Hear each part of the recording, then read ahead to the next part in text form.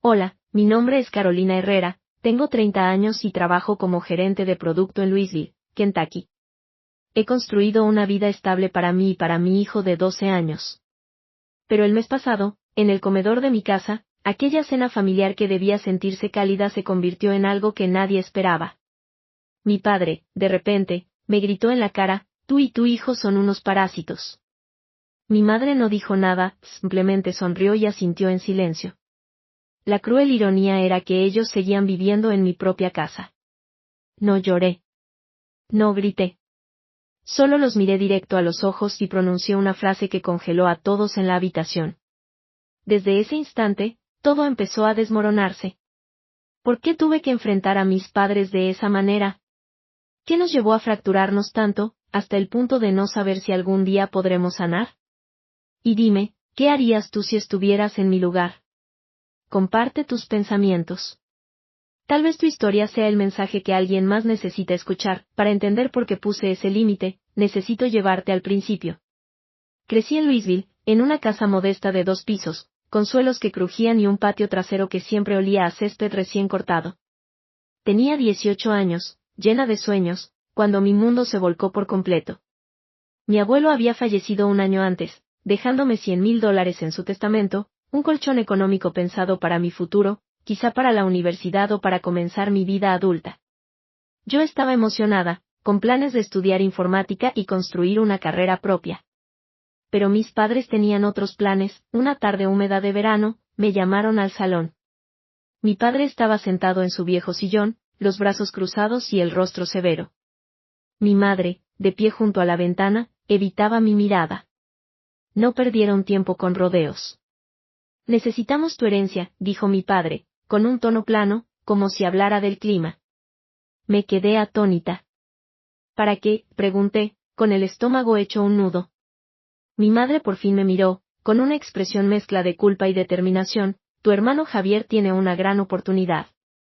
Quiere abrir una empresa de construcción con tu padre y necesitan capital para arrancar. ¿Es seguro, Carolina? Te lo devolveremos. Javier, mi hermano mayor, ni siquiera estaba presente para explicarse. Siempre fue el hijo dorado, 2 años mayor, encantador, el centro de todas sus esperanzas.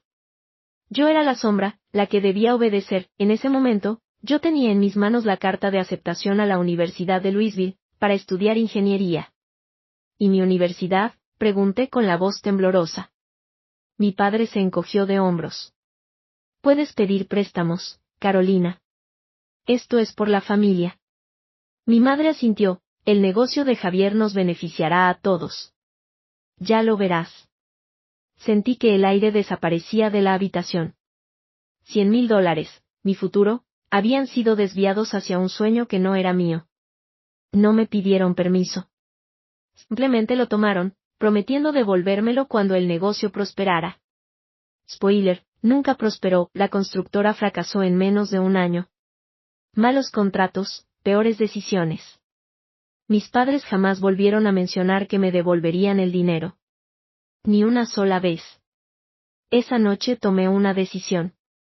Metí algo de ropa en un bolso, mi portátil y los $500 que había ahorrado trabajando de niñera. Me fui de casa sin despedirme. Nadie me detuvo. Nadie me llamó para saber si estaba bien. Tenía 18 años, sola, pero decidida a demostrar que no los necesitaba. Me mudé a un pequeño apartamento cerca del campus, compartido con 2 desconocidas para dividir la renta. Me inscribí en la universidad, aunque la matrícula era una carga enorme. Trabajé en 3 empleos: camarera en un restaurante, reponedora en un supermercado y tutora de matemáticas. Muchas noches me desplomaba sobre un colchón. En el suelo, demasiado cansada para cenar. Hubo semanas en que sobreviví a base de café y fideos instantáneos, estirando cada centavo para pagar libros y facturas. Colgué mi carta de aceptación en la pared para recordarme por qué luchaba. La voz de mis padres resonaba en mi cabeza: es por la familia. Pero esa familia nunca me incluyó. La universidad fue una batalla, pero la enfrenté con terquedad y rabia. Ellos llamaban tal vez 2 veces al año. Mi madre preguntaba con frialdad: ¿cómo va la escuela? Y antes de escuchar mi respuesta, cambiaba de tema: tu hermano Javier está trabajando en un nuevo proyecto. siempre Javier. Nunca una pregunta sobre mi renta o mi comida. Aprendí a no esperar nada de ellos. Al llegar a mi último año, estaba agotada, pero firme. Me gradué en informática como la mejor de mi clase y conseguí mi primer empleo en una startup tecnológica de Louisville. Por primera vez, pude respirar.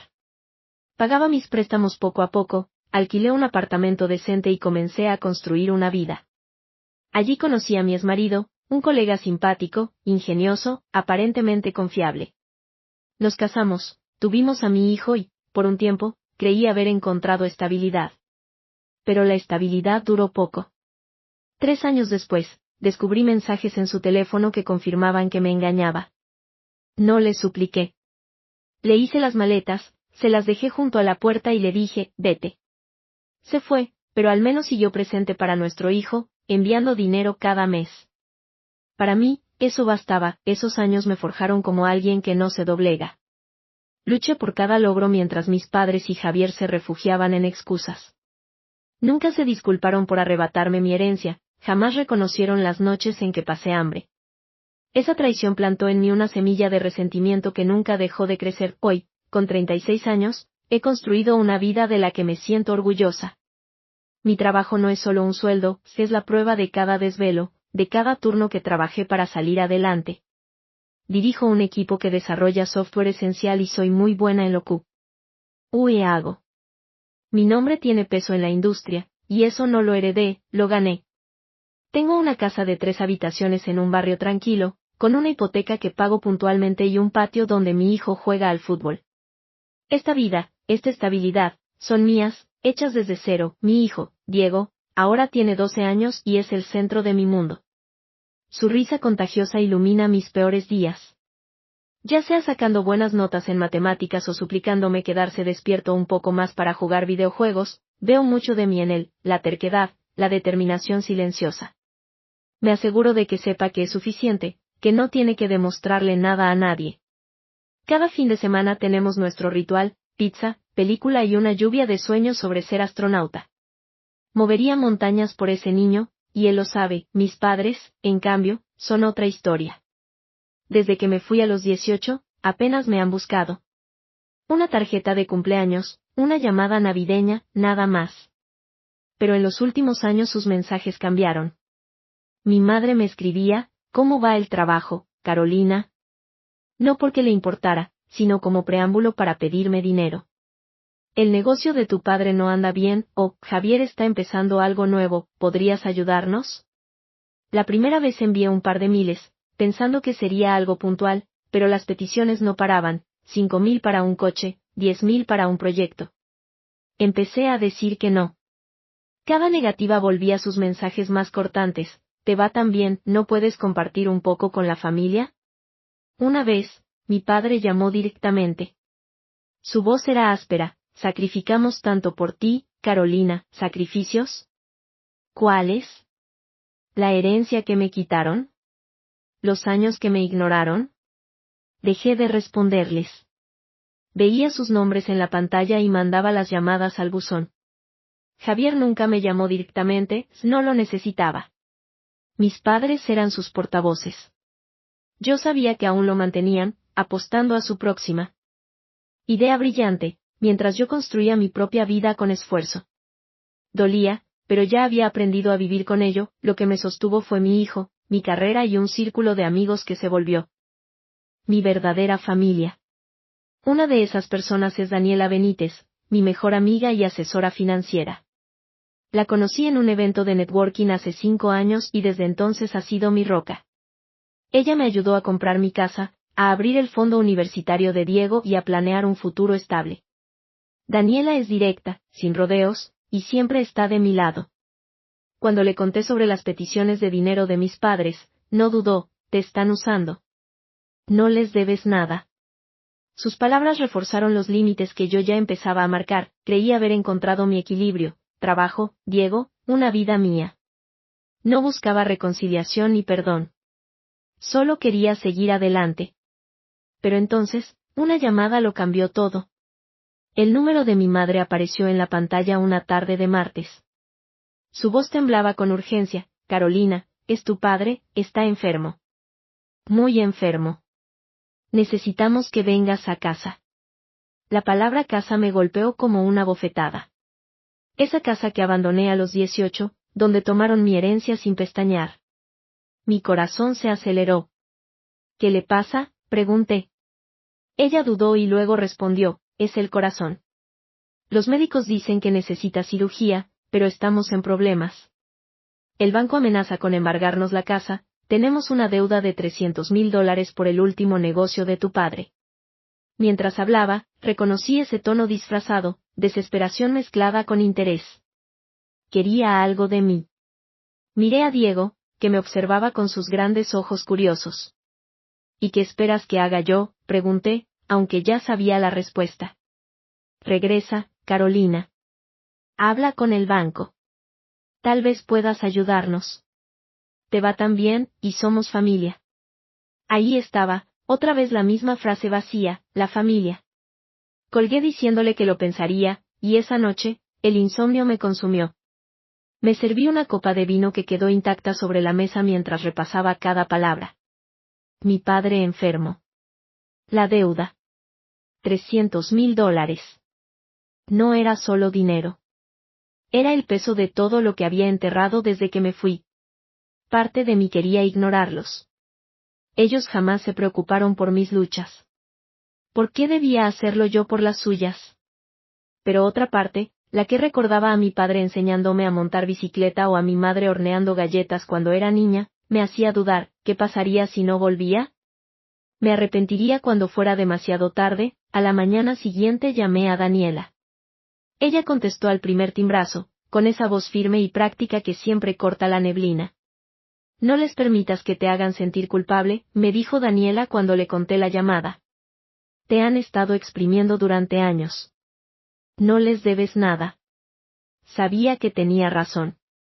Daniela siempre cortaba de raíz, pero no podía quitarme de la cabeza que necesitaba enfrentarlos, no por ellos, sino por mí. Si mi padre estaba realmente enfermo, no quería vivir con los, y sí, para siempre. Le dije que volvería a Louisville, no para salvarlos, sino para cerrar un capítulo que había dejado abierto demasiado tiempo. Esa tarde senté a Diego y le expliqué que estaría fuera unos días. ¿El abuelo está bien?, preguntó con voz pequeña. Me rompió el corazón que a su edad tuviera que preocuparse por un hombre al que apenas conocía por culpa de la ausencia de mis padres. No lo sé todavía, le respondí, pasándole la mano por el cabello. Pero volveré pronto y tendremos noche de pizza. Asintió, confiando en mí sin reservas. Esa confianza fue lo que me ancló. Hacer la maleta para el viaje fue casi surrealista. No iba a la casa de mis padres desde hacía años, desde una Navidad tensa cuando Diego tenía 5. Compré el billete, dejé a Diego con una vecina de confianza y pedí unos días libres en el trabajo. Durante todo el trayecto mi estómago no paró de revolverse. No iba a una visita cualquiera, iba a un campo de batalla. La llamada de mi madre no solo hablaba de la S.A. Luz de mi padre o de la casa, era una exigencia envuelta en desesperación. Sabía que me pedirían dinero, probablemente más del que podía imaginar. Y Javier, seguro, rondaría detrás esperando. Aprovecharse. Al aterrizar en Louisville sentí una mezcla de pavor y determinación. Alquilé un coche y conduje hasta la casa que alguna vez llamé hogar. Se veía más pequeña de lo que recordaba, la pintura desconchada, el césped crecido. Mi madre me recibió en la puerta, rostro pálido pero compuesto. Gracias por venir, dijo, con una voz más suave que en la llamada. Asentí y entré, preparándome para lo inevitable. En la sala encontré a mi padre más frágil que nunca, aunque la mirada seguía con ese brillo obstinado. Javier no estaba, lo típico, y no perdieron tiempo. Con un café delante, mi madre expuso la situación. El banco apremiaba y necesitaban que yo interviniera. Tú tienes los medios, dijo, y su tono pasó de suplicante a expectante. La conversación giró en círculos hasta que, al día siguiente, acepté quedarme a cenar con la familia. Creí que habría una charla civil, quizá más detalles sobre la salud de mi padre o la amenaza de embargo. Lo que me esperaba fue una emboscada. La mesa estaba puesta, pero no estaba preparada para la trampa. Javier llegó tarde, con su habitual sonrisa de suficiencia. Mi madre le sirvió con mimo mientras mi padre tomaba asiento en la cabecera, tenso y contenido. Los primeros minutos fueron engañosamente tranquilos, mi madre hablaba del vecindario como si tratara de enmascarar algo y Javier soltó su último proyecto inmobiliario, tan flojo como los anteriores. Yo fingí interés, esperando el motivo real de mi visita. Mi padre rompió el silencio con voz baja y deliberada: Carolina, tenemos que hablar de la casa. Se inclinó hacia adelante. El banco no afloja. Debemos $300,000 y están dispuestos a quedarse con todo. Dejé el tenedor encima del plato y le miré a los ojos. Lo sé, dije con cuidado.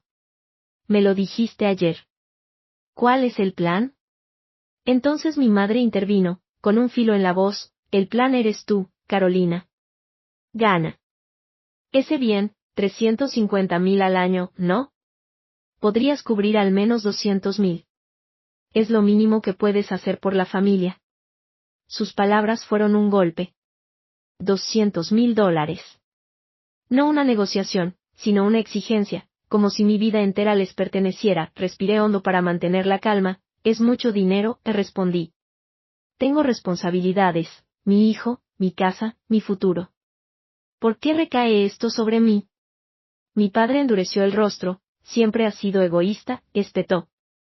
Te criamos, te dimos todo y ahora acapas tu dinero mientras nosotros perdemos la casa. Lo miré, atónita. ¿Nos dimos todo? Habían tomado mi herencia, me habían dejado sola a los 18 y ahora yo era la egoísta. Javier se sumó con condescendencia: vamos, Carolina. No te hagas la víctima. Estás bien mientras nosotros nos ahogamos. Ponte las pilas. Apreté los puños bajo la mesa sintiendo la sangre hervir. Iban a cruzar una línea más. Mi madre, con una sonrisa calculada, pronunció palabras que me clavaron como un cuchillo. Tú y tu hijo son unos mantenidos, dijo, con voz cortante. Vivís a costa de nuestros sacrificios, actuáis como si fuerais mejores que nosotros. La mención de Diego fue la chispa que encendió todo. Ese niño, que nunca había pedido más que amor, no sería su saco de boxeo. Me levanté de la silla, me eché hacia adelante con la voz baja pero firme: no te atrevas a meter a mi hijo en esto, dije, mirándola a los ojos. No tienes derecho a hablar de él ni de mí así. Mi padre bufó rojo de rabia: ten algo de respeto, Carolina. Somos tus padres. Casi me reí de la ironía. ¿Respeto? ¿De quiénes me robaron todo? Me volví hacia Javier con la mirada incendiaria. Y tú, añadí con voz cortante, has vivido de sus excusas toda la vida. No me digas cómo vivir. Su sonrisa desapareció y guardó silencio. Mi madre intentó replicar: Carolina, nos debes. Somos familia. Mi paciencia se que. Bro. La familia no exige lo que yo he ganado. La familia no insulta a mi hijo. ¿Queréis llamarnos mantenidos? Está bien. Se acabó. Cada palabra la dije con intención. Mi corazón latía con fuerza. Pero la determinación no flaqueó. Salí del comedor con las manos firmes y la cabeza llena de planes. Esa noche llamé a Daniela. ¿Estás segura de que cortaste de raíz? Preguntó, mezcla de preocupación y orgullo.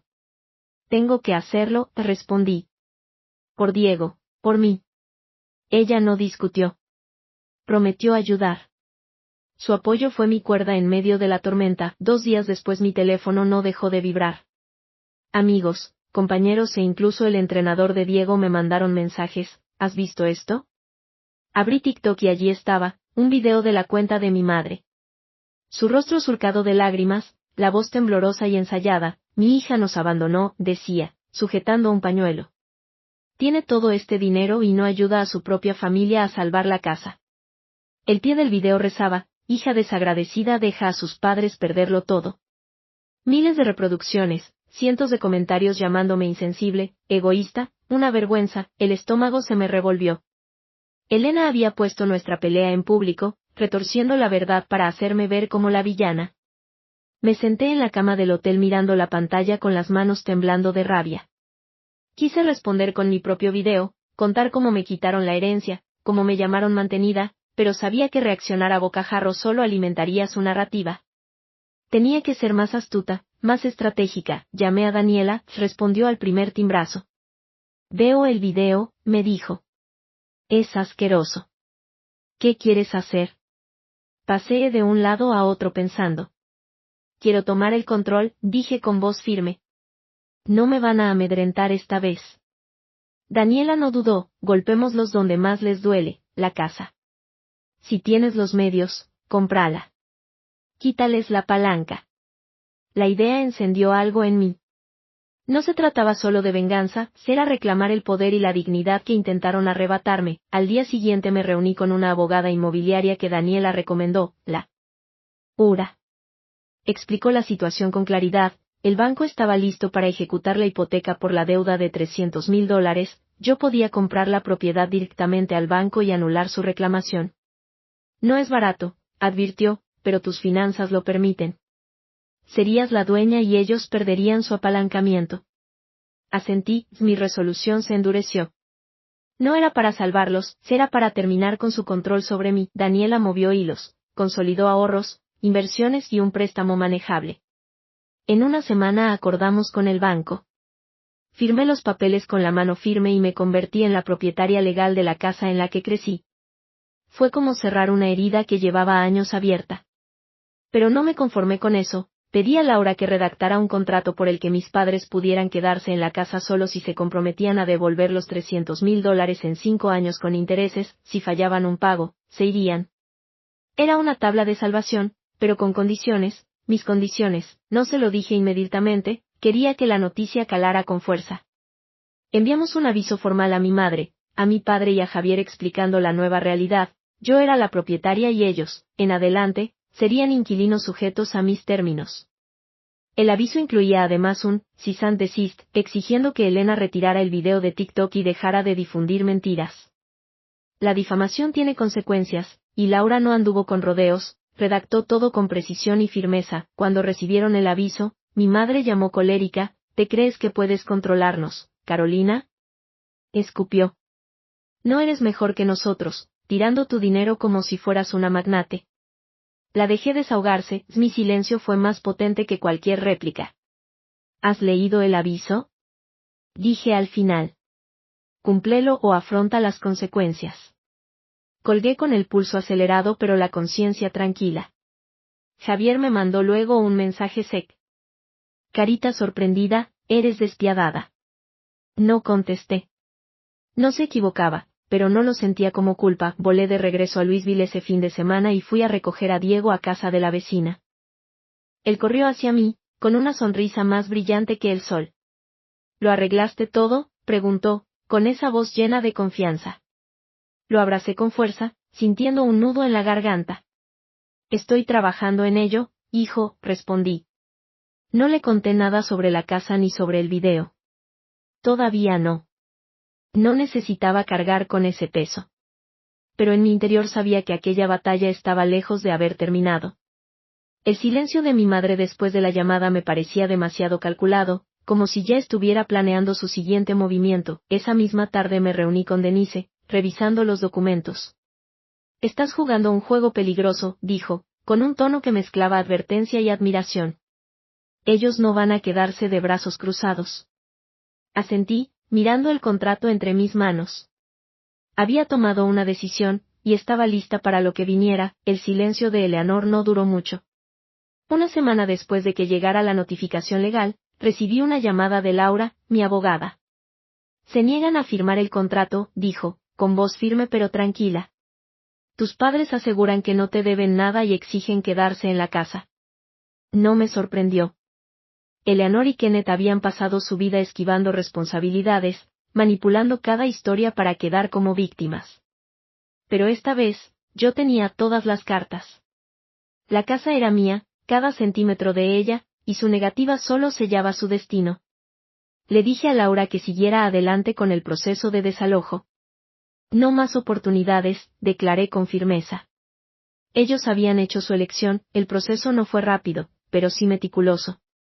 Laura presentó los documentos necesarios, y el tribunal fijó una fecha. Mis padres, por supuesto, contraatacaron.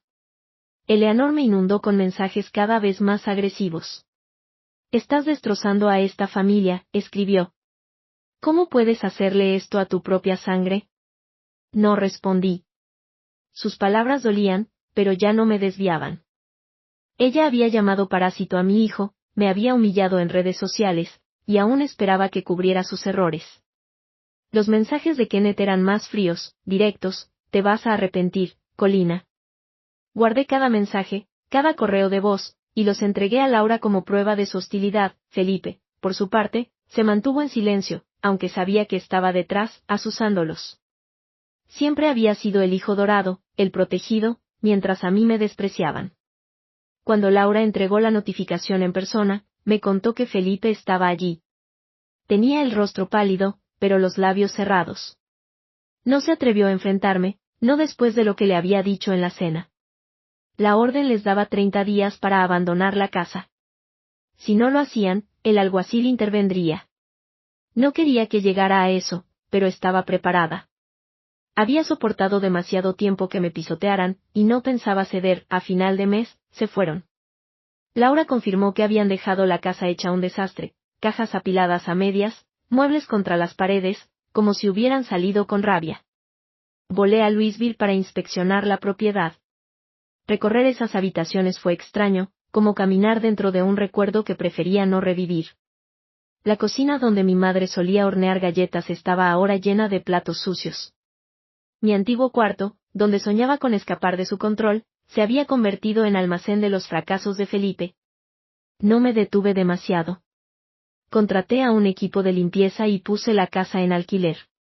Las rentas cubrirían el préstamo que había tomado, y lo que sobrara iría directo al fondo universitario de Dylan. Más tarde supe que mis padres habían alquilado un pequeño departamento en las afueras de la ciudad.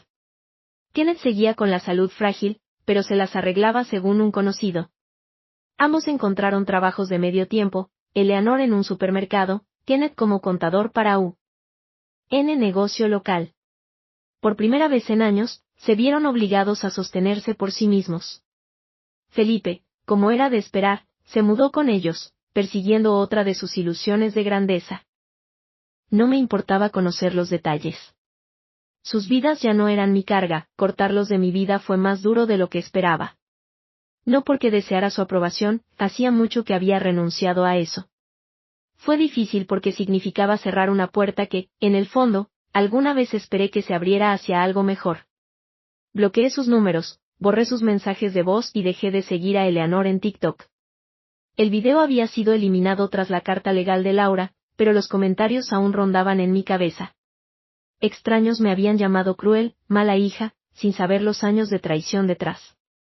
Tenía que recordarme que su opinión no importaba. Yo sabía mi verdad, y eso bastaba. Dylan se convirtió en mi ancla. Al regresar a casa, me esperaba con un dibujo, un cohete atravesando la luna, su sueño de ser astronauta reflejado en cada trazo. Para ti, mamá, dijo, con una sonrisa enorme. Lo abracé con el corazón lleno. Cada decisión que había tomado, la casa, la lucha, el desalojo, había sido por él, para enseñarle lo que significa defenderse. Ese fin de semana lo dedicamos a plantar flores en el jardín, algo que habíamos pospuesto por meses. Mientras hundíamos las manos en la tierra, Dylan preguntó por sus abuelos. ¿Están enojados con nosotros?, dijo en voz baja. Me detuve, eligiendo bien las palabras. Están enojados consigo mismos, respondí. Pero nosotros estamos bien. Tú y yo. Nos tenemos el uno al otro. Él asintió, satisfecho, y siguió plantando. En ese momento, su confianza valía más que cualquier disculpa que jamás recibiría. Denise estuvo conmigo en todo el proceso, apareciendo con sus consejos directos. Ahora eres libre, me dijo una noche, tomando café. Ya no pueden tocarte. Tenía razón, aunque la libertad pesaba. Había pasado tanto tiempo definiéndome contra los fracasos y demandas de mis padres, que ahora debía descubrir quién era yo sin esa lucha. Me volqué en él. Trabajo, en nuevos proyectos, en guiar a colegas más jóvenes. Quería que Dylan viera en mí a una mujer que no solo sobrevivía, sino que prosperaba. En la empresa lo notaron, mi concentración más firme, mi confianza inquebrantable. Ya no era solo una gerente de producto. Era alguien que había recuperado su vida. A veces pensaba en Tomás, mi ex esposo. Se mantuvo al margen, fiel a su estilo distante. Cuando llamaba para preguntar por Dylan, mantenía la calma. Lo estás haciendo bien, Colina, me dijo una vez, con una voz más suave de lo habitual. No necesitaba su validación, pero fue un pequeño reconocimiento de lo lejos que había llegado. Dylan merecía un padre presente, aunque fuera a través de llamadas y tarjetas de cumpleaños. Por eso me aseguré de mantener abierta esa puerta para él. Mirando atrás, comprendí que la lección no era sobre ganar o perder. No se trataba de la casa, ni del dinero, ni siquiera del dolor que me habían causado. Era sobre respeto, algo que mis padres nunca entendieron. La familia no es solo la sangre. Es la gente que te ve, que te sostiene, que lucha por ti tanto como tú por ellos. Mis padres y Felipe siempre se eligieron a sí mismos. Yo elegí a Dylan, a Denise, y a la vida que había construido desde cero. Eso es lo que significa familia para mí ahora. Todavía paso de vez en cuando frente a la vieja casa, cuando estoy por ese barrio. Ahora está alquilada a una pareja joven, con bicicletas de niños regadas en el césped. Es solo una casa, no un hogar. No para mí. No más. La risa de Dylan llena nuestra casa, la nuestra, con un calor que nunca conocí de niña. No sé si mis padres aprendieron la lección alguna vez, y ya no necesito saberlo.